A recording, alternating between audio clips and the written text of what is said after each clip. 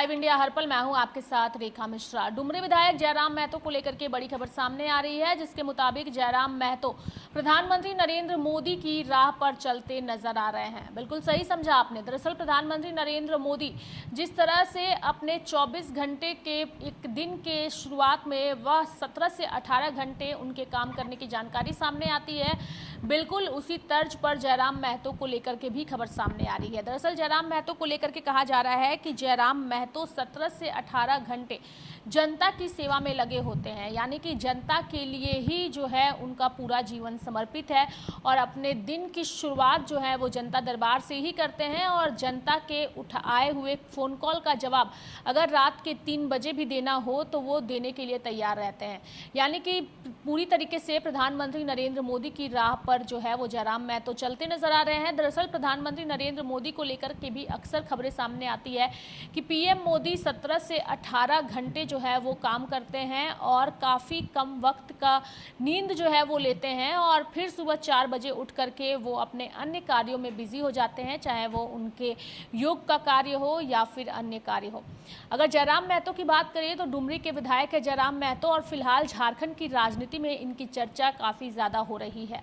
जयराम महतो की एक्टिवनेस इतनी ज़्यादा है कि इससे अन्य पार्टियों के नेता घबराए हुए हैं और इसको लेकर झारखंड में एक अलग तरीके की राजनीति की भी शुरुआत हो चुकी है। चूंकि जयराम महतो का जगह जगह जनता की ओर से नहीं बल्कि विधायकों और विधायकों के पूर्व विधायकों के परिवारजनों की ओर से उनका विरोध किया जाता है। कई जगहों पर उनके जो कार्य हैं, उनके जो कार्य करने के तरीके हैं, उसको लेकर के सवाल उठाए जाते हैं। यानी कि जयराम महतो जनता के चहेते हैं, लेकिन माननीयों के चहेते वो बनते नजर फिलहाल नहीं आ रहे हैं, चूंकि माननीयों के निशाने पर आए दिन जयराम महतो आते हैं। लेकिन इस बीच अगर हम बात करें तो जयराम महतो की चर्चा तुलना जो है वो प्रधानमंत्री नरेंद्र मोदी से की जा रही है और ये कहा जा रहा है कि बिल्कुल पीएम मोदी की तरह ही जयराम महतो एक्टिव हैं और उनका सिर्फ एकमात्र लक्ष्य है जनता की सेवा करना और जनता के लिए ही काम करना।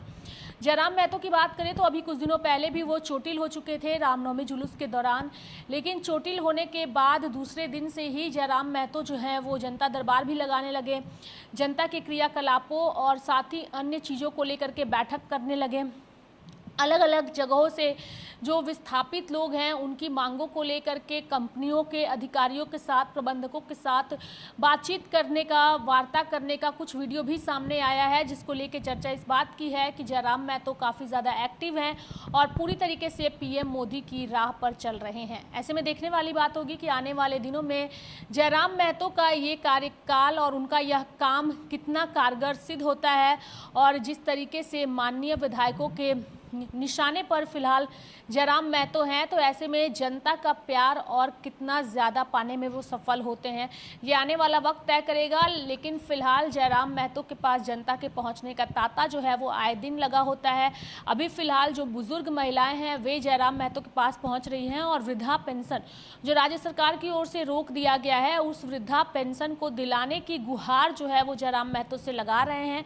उन महिलाओं का कहना है, यानी जो वृद्ध महिलाएं हैं उनका कहना है कि सरकार मैया सम्मान जो महिलाओं को दे रही है वो महिलाएं इस वक्त उतनी कारगर हैं कि वो 2 वक्त की कमाई करके अपना घर चला सके। लेकिन हम बुजुर्ग महिलाएं हैं, सरकार उन्हें तो मैया सम्मान की राशि दे रही है लेकिन हमारी वृद्धा पेंशन जो है वो रोक दी गई है। इसको लेकर जयराम महतो ने भी कई बार कई मंचों से इन बातों का जिक्र किया था, विधानसभा के अंदर भी उन्होंने जिक्र किया था। तो ऐसे में जनता के कार्य के लिए जयराम महतो फिलहाल एक्टिव नजर आ रहे हैं। देखने वाली बात होगी कि आखिर जनता के बीच उनकी जो लोकप्रियता है वो लोकप्रियता और कितना ज़्यादा बढ़ता है और साथ ही वृद्ध महिलाओं के पेंशन को लेकर के वो किस तरीके से पहल करते हैं राज्य सरकार के पास ताकि वृद्ध महिलाओं का पेंशन भी उन्हें मिल सके। मेरे साथ फिलहाल अभी के लिए इस खबर में इतना ही। आप देखते रहिए लाइव इंडिया हर पल। नमस्कार।